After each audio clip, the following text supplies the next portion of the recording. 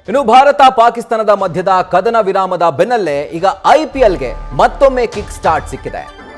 May 17ರಿಂದ IPL ಪಂದ್ಯಾವಳಿ restart ಆಗ್ತಾ ಇದೆ.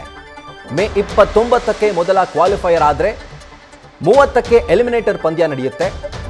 ಜೂನ್ 1ನೇ ತಾರೀಕು ಎರಡನೇ ಕ್ವಾಲಿಫೈಯರ್ ನಡೆಯುತ್ತೆ. ಅದಾದ ಒಂದು ದಿನದ ಬಳಿಕ ಜೂನ್ 3ಕ್ಕೆ ಫೈನಲ್ ಪಂದ್ಯ ನಡೆಯಲಿದೆ. ಒಟ್ಟು 6 ಜಾಗಗಳಲ್ಲಿ ಅಂದರೆ 6 ಸ್ಟೇಡಿಯಂಗಳಲ್ಲಿ ಬಾಕಿ ಉಳಿದಿರುವಂತಹ 17 ಪಂದ್ಯಗಳು ನಡೆಯುತ್ತೆ. ಮುಂಬೈ, ಡೆಲ್ಲಿ, ಜೈಪುರ, ಬೆಂಗಳೂರು, ಅಹಮದಾಬಾದ್ ಜೊತೆಗೆ ಲಕ್ನೋ, ಈ 6 ಜಾಗದಲ್ಲಿ ಈ 6 ಸ್ಟೇಡಿಯಂಗಳಲ್ಲಿ ಮಿಕ್ಕಂಥ ಐಪಿಎಲ್ ಪಂದ್ಯಗಳು ನಡೆಯಲಿವೆ. ಮೇ 17ರಂದು ಕೋಲ್ಕತ್ತಾ ಹಾಗೂ ಆರ್ಸಿಬಿ ಮಧ್ಯೆ ಬೆಂಗಳೂರಿನಲ್ಲಿ ಮೊದಲ ಪಂದ್ಯ ಆಗ್ತಾ ಇದೆ. ಅಂದರೆ ರೀಶೆಡ್ಯೂಲ್ಡ್ ವರ್ಷನ್ನ ಮೊದಲ ಪಂದ್ಯ ಆರ್ಸಿಬಿ ಮತ್ತೆ ಕೆಕೆಆರ್ ಮಧ್ಯೆ ಬೆಂಗಳೂರಿನಲ್ಲಿ ನಡೀತಾ ಇರೋದು. ಸೊ ಇವತ್ತಿನಿಂದ 5 ದಿನಗಳ ನಂತರ ಮತ್ತೊಮ್ಮೆ ಐಪಿಎಲ್ ರೀಸ್ಟಾರ್ಟ್ ಆಗ್ತಾ ಇದೆ.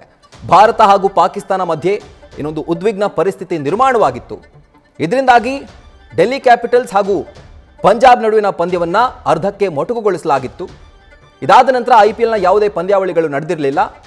ಈಗ ಮೇ 17ನೇ ತಾರೀಕಿನಂದು ಆರ್ಸಿಬಿ ಹಾಗೂ ಕೋಲ್ಕತ್ತಾ ಮಧ್ಯೆ ಬೆಂಗಳೂರಿನಲ್ಲಿ ರೀಶೆಡ್ಯೂಲ್ಡ್ ಪಾರ್ಟ್ನ ಮೊದಲ ಪಂದ್ಯ ನಡೀತಾ ಇದೆ.